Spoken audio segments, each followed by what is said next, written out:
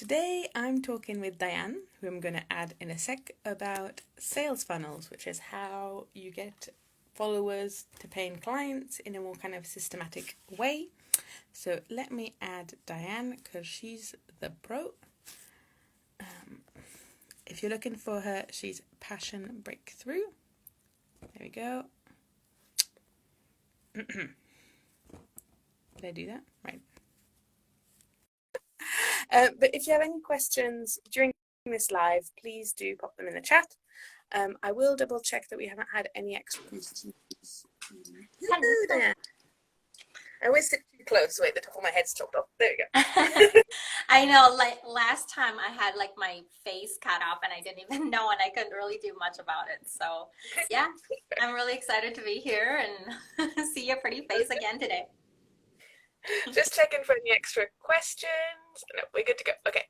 So I've got the questions on a document behind us. So I'm going to be like this. All good. I'm going to cut to the chase. We don't have our drinks today, like on the photo. But anyway. I have my coffee. Oh, I've just got water. Anyway, so if anybody has any questions at any point, please pop them in the chat, or if you're watching this as a replay, put them in the comments and we'll make sure we get to them. But while we're warming up, as a bit of an intro, can you give us an idea of how you got into business? Yeah, that's I love that question because I actually started out in corporate. So I have a computer science background and a master's in business because I thought I was going to keep going up the corporate ladder. And then I realized it's just like, oh my goodness, why am I spending all these time when I can have my freedom-based lifestyle? And so, you know, like I started coaching women on the side. They started also doing their own business. And then it's just like, you know what, it's time for me to walk the walk and talk the talk. So I decided to go all in a couple of years ago for my coaching business. And also now I am doing done for you sales funnels because I feel like people need help with tech. And that is my favorite thing to do. So yeah. Awesome. Where did you get, this is not all the questions, but where did you go to university? 2009 is when I graduated my computer science, and then 2012 for my MBA. And then where did you go? Oh, where did I go? Here in Minnesota. I in the US. Yeah, I just wondered where in the US because I can't remember if I'd asked you before. Anyway. Oh, no worries. So today we're going to be talking about sales funnel. We're having a very specific conversation. For people who don't even know what that is, what is a sales funnel? You know, if you Google this information, there's going to be a lot of different people chiming in. So my personal take is that when you create a sales funnel, it really needs to be focused on the transformation you're providing your customers and trying to get them more of that transformation as they go through your funnel. Because sometimes funnel can be like an F word for some people and they don't want to deal with it. But it really comes down to that. If you look at it from a serving perspective of like, you know, like here's you on one end, here's your customers on the other end, and then the offer that you have is the, you know, like providing them the transformation. So you're just trying to get them closer to that transformation. At the end of the day, that's what it's all about. And it's all about, you know, like having them to see you like on social media and then the know, like, trust factor so that they can actually move forward with the conversations for a sale with you. And what are like the typical, I mean, it's always the same, but like typical elements of a sales funnel, would you say? Well, there's always, you know, like it depends on where you're at in like the sequence. From a pure, like more on the tools and technical side of the world, it really comes back to like, you know, like having a freebie or a lead magnet that people then can sign up for so that, you know, like if they are really your ideal client, they're going to be like, oh my gosh, I need that in my life and it's free. So why not sign up for it? So that's the first thing. So collecting email address, because you never know when Instagram or Facebook are going to kick us off either. So you'll always have a way to communicate with your clients that way. Then the second thing is that having a next step to work with you, like for the people that took a look at your freebie and they're like, oh my goodness, this is something I need. How can I get more? How can I work with you more? So having that next level offer, your actual thing that you're selling, is really helpful for people so that, like they can get that transformation again. And then after that, just really showing up and showing up well.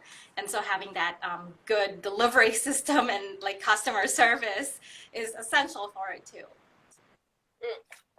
And I think I'm guilty of this because sometimes I'm in the whole social media world. So it's very like focus on the marketing, and then you're like, and then what? Like, I Right. found the client now, and I was like, oh crap, let's quickly magic something.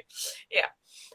What would you say? I mean, this is a very broad question, but can you give us some either tips for like success in this whole sales funnel process, or big no-nos that you've seen people do? Yeah, that's it. Those are two great questions in regards to like tips and also what mistakes people are doing. Um, so tips is that, like to your point, like there's I see it both ways in terms of like some people don't, I guess you're right, the questions tied together. Some people don't have their foundations, like their systems in place, and then they go out and to your point, they do marketing and it's just like, oh my gosh, I don't have a plan how to like give this to my clients. So making sure you have some sort of a foundation so that you are well prepared and you show up well. Because, they always say like luck is like opportunity meets preparation or something like that. So definitely come prepared. And then the second thing is like on the other side of it, being over prepared, like having so many tools that you are losing your focus in this like really crazy online world of like being very noisy, and you're just heads down doing your systems and not really reaching your client. So those are what I've seen people doing is like either they don't have a system or they have too small of a system where they can't reach their client. And then on the other side is that they are building something robust and big and all of what the gurus out there are saying. And Yeah. and there's also not reaching their clients. So it has to be a middle ground where it needs to be simple, practical systems that you're putting in place. Okay. Do you have any like extra tips or anything that like people don't necessarily think of maybe when they come to you and then I don't know. Um, Tips for when people like those are the two big things that I see people when they come to me, they're struggling with. Either they're like, I am overwhelmed and I have no idea what I'm doing with this monster, this Frankenstein that I've built, or it's just like I'm stuck. I there's too many options on the internet. Which ones are best fit for me? So it's really a matter of really take a step back and take a look at what are you really like trying to provide your customers before you even look at tools, right? Because at the end of the day, it's like, okay, well, I have this really robust digital content, like just creating a course kind of a platform, and yet in your strategy, you don't really want to do a course. So if that's not your zone of genius, definitely that's not a tool for you. I can see how it's very easy though to like Yeah. get seduced by all the tools. Yeah. Um, what I know that you're a big fan of systems. Are there any tools that you actually recommend to put in place some of these systems? I know that you use several of them, but if this is completely foreign to someone, Yeah, what that's kind yeah, I didn't, to be honest, this is kind of like a dumb moment for me. I didn't realize that some people are just like overwhelmed with it and not necessarily know because this comes naturally to me. So that's when I realized that it's just like, okay, no, I let me. like me too, but then I realize I talk to people and I'm like, no, you don't know what. Yeah. Yeah, so for me, currently, what I recommend to my clients is Kartra. And it's because it has everything in it already pre-built, like a calendar app, your website, you can build landing pages and blogs in there, and you can create lead magnets and take payments and all of these fancy things. So that might be a little too much for some people, but if you are going to grow and scale, making sure that you have all of those, and then, like you're not like duct taping solutions together. um, on a free version, if you're just starting out or if you just need something, a little smaller than that, my recommendation is Mailer Lite. because it's the competitor of MailChimp. But I've done some comparison in regards to the deliverable rate of MailChimp versus a MailerLite. And it seems like MailChimp has like 76% deliverability, where, you know, like most the other times it lands in your receiver spam. So you're creating something beautiful and they're not even seeing it. That's not really good. So MailerLite, you can create like a landing page, collect email address, and then send them automatic emails even when you're sleeping. So let's kind of go back and recap kind of the different, and like talk about like ideas of different tools or things that you have at the different stages. So at the beginning is how people find you. Yes. So then, like, arguably there's like 100 different ways, but like the main ones online would be like social media and ads, and then maybe blogging, podcasting, YouTube. After that, I'm gonna let you go. So that's like, and then after that, what happens? Like, so people, either you've got Kartra, I can never say that, Kartra, or you've got MailerLite, and so people arrive on a landing page. Let's do this like from the customer's point of view, like just a typical, imagine like one of your clients or whatever. Somebody finds them on social media and then goes to the link in their bio on Instagram. Then what happens? Yeah, so for example, for right now, right, if people are watching us either live or on replay, then they're getting this, we are getting visibility on each other's platforms. So that's the first step on social media. Like leveraging social media to your advantage is really good. So now people found you and they listen to you and they're like, oh my goodness, this is something I need. Then they go, most of the time, these people that are interested will go to your profile, like an Instagram, and then they'll check out your posts and see like if what you're saying matches what you're providing on your platform. And then, you know, they either follow you or they check the link on your bio. So the number one thing is like some people don't even have links on their bio, and it's like doing themselves a disservice and their clients a disservice because they can't reach them. Right, exactly. And so when you do have that link, just making a clear call to action so that people are like, okay, well, here's a link, but I don't really know what to do with it. So making sure that you are providing like basic instruction of like, come check out my goodies or book a call with me or something like that, so that people are like, there's this random link, I don't know what you want me to do with it. I don't know if it's spam. Should I click it? So once they go on there, and then, you know, like if you have a free strategy call or a free lead magnet of like a PDF file or something like that, then so wait, let's backtrack because both of us are speaking the same language. A lead magnet, yes, for people, is like a freebie. So if I was a recipe blogger, I'd have 5 ways to make your meals taste super yummy or whatever, like, and it's a quick guide or something like that. Yeah. And it can be as simple as that, or it could be a webinar, depending on. Yeah. I would go with, like, if you're just starting out again, like webinar might be intimidating for some people, but to your point, it's like it can just be a simple PDF, or, you know, like you can Google, like if you're like a recipe blogger, to your point, like just go on Google and be like top 10 recipes for fall, and then create a beautiful PDF using like Canva, which is a design tool and it's free to start with.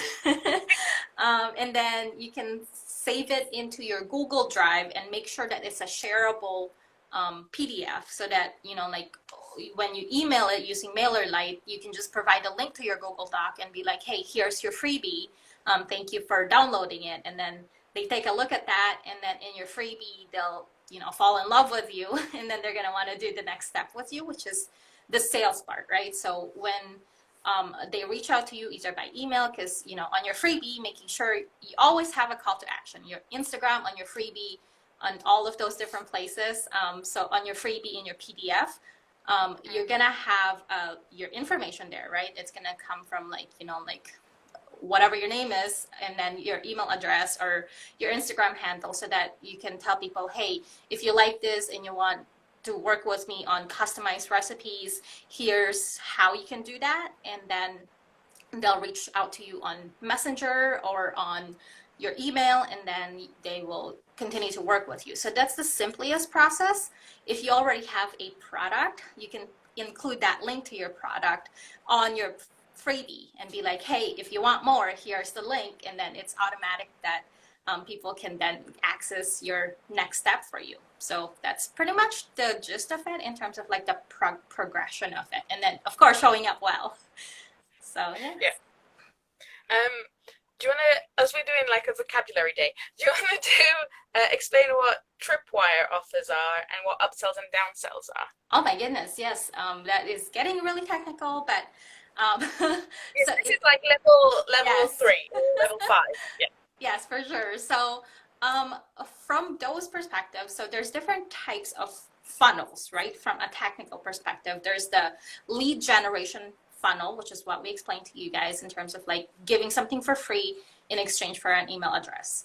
And then the next thing is that, like when they land on a thank you page or when they're in between like transactions, you can have a tripwire offer, which is like a lower level, simple, like it's pretty much what's going to get you passive income at the end of the day, because you're creating like these mini offers for them and be like, hey, by the way, I saw you're interested in my freebie. Thank you so much for downloading or for asking for it. You can expect it in your email. And by the way, here's a offer for you. And that is how people typically find it. You have a question there. To continue on the kind of like, let's imagine this is a recipe person. Yeah. So there'd be like you said 10 recipes for fall. I say autumn, but we're going to, Yes. you could then have like a $7 create your whole Thanksgiving meal from scratch kind of. Like a planner or something. Yeah. Ebook or planner or whatever. Yeah. That could be the tripwire. We're just making this up here. If you're watching and you have recipes, do this. Yes. Okay, and then what's an upsell and a downsell? Yep. So when people buy your $7 planner or however you price it at, which is going to be affordable, there's 3 actually. There's the bump offer, which is, like on the sales page when they're checking out, you just have them have a checkbox to be like, hey, I want this offer too, which is a complement to what you were presenting to them. So if it's like a planner, maybe you have a video guide where you walk them through step by step in the planner. So that can be something they can purchase for an additional $17. And then when they check out and they put their credit card information, the next step could be like an upsell. So on the next page, before they get to the thank you page, you can present them a one-time offer or like a limited time offer to be like, hey, by the way, I see you're interested in my planner, and whether they bought your video or not, the upsell would be like, hey, this is a higher ticket item. It's like $100 versus the $7 you spent.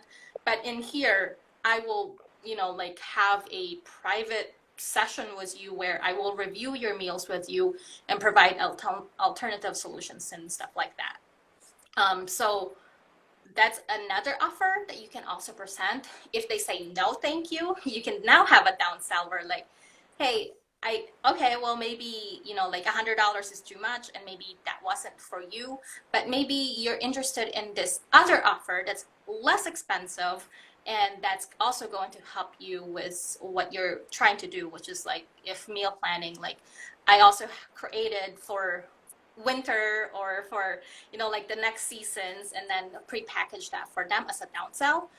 So that is what they can do for the bump offer, upsells, and downsells. Awesome. Yeah. And so it's also, I should backtrack, it's weird still, but like funnel Yes. typically is like this. And the kind of idea is that you have a lot of people that see your stuff online, and then fewer people that will click the link in the bio, then fewer people again that will actually like sign up for your freebie. And then like it gets fewer and fewer, but you eventually hopefully still have someone at the bottom. So I help getting people in the top, you help kind of designing the funnel. Would that be fair? Yes. Yeah. Do you want to kind of give a bit of an overview actually what you do for people, and then maybe where people can find you? Yeah, thank you for asking. So I do business coaching, so I help people with their women, specifically for female entrepreneurs, to launch and scale their online businesses with like simple systems that is not overwhelming. So what I do then is I can either work with people one-on-one if they want to do it themselves, or if they're just starting out and they don't even really need a system yet, they need to work on strategy first. So that is the one-on-one side. And then on the other side, to your point, like I love system so much that I am doing like a done for you. So if you just want to focus on your zone of genius and let me have added in terms of like creating a sales funnel that really converts and attracts more of your clients, that is something that I do as well. And then my handle, I know is probably going to be here too in the notes in terms of like at Passion Breakthrough is what my handle is here on Instagram. And my website is passionbreakthrough.com. Or you can go to my IG link and you can find all my goodies there. Because you've designed it that way. Exactly. Okay, well, that's been great. I think that's a great overview for people who maybe don't know about sales funnels or want to know more about how it works. Awesome. Yeah. Well, what I want to know as well is what is your favorite coffee drink, as we were talking about coffees earlier? You know, I went to Alaska a few years ago now before COVID happened, and there was this place called North Pole Coffee, and they had blueberry coffee. It was like the weirdest thing, but it was really delicious. So now what I do for my coffee is I put a little bit of raspberry Torani syrup in it, which kind of has similar effect. But I definitely like French press coffee, so it's nice and fresh. But yeah, I've never thought like fruity coffee would be good, but it's just like now it tastes like candy. Sound like one of those things that you really have to try. Yes. That sounds nice to talk to me. I lived in Brazil for a little while, and what they do is they mix pineapple juice with mint. So you have like, and that sounds disgusting, but it actually tastes really nice and fresh. And to me, what you just said sounds like that, where I'm like, that sounds gross. But now with coffee, though, do they do it with coffee? Oh, no. Like pineapple No, that coffee, would be disgusting. No, but they have pineapple and mint, and I was like, that sounds gross. But then when you eat it, it's like, when you drink it, sorry, it's like, it's quite nice. But here, well, if I go to Alaska, in the US, they like cucumber mint water, so I guess it will be something similar. I don't know. Maybe, I don't know. But anyway, but pineapple mint is good. If I go to Alaska one day, I'll go to North Pole. Yes, it's fun. It's like Santa House and all those places are there, and it's just like it's very Christmassy all year round. That's cool. Yes. Anyway, well, thank you very much. I was going to say have a nice rest of your day, but it's earlier where you are. Yeah. So have a nice day. Yeah. And you have a great evening tonight. So I really enjoy your conversation. So thank you so much for having me. You're very welcome. Bye. Bye.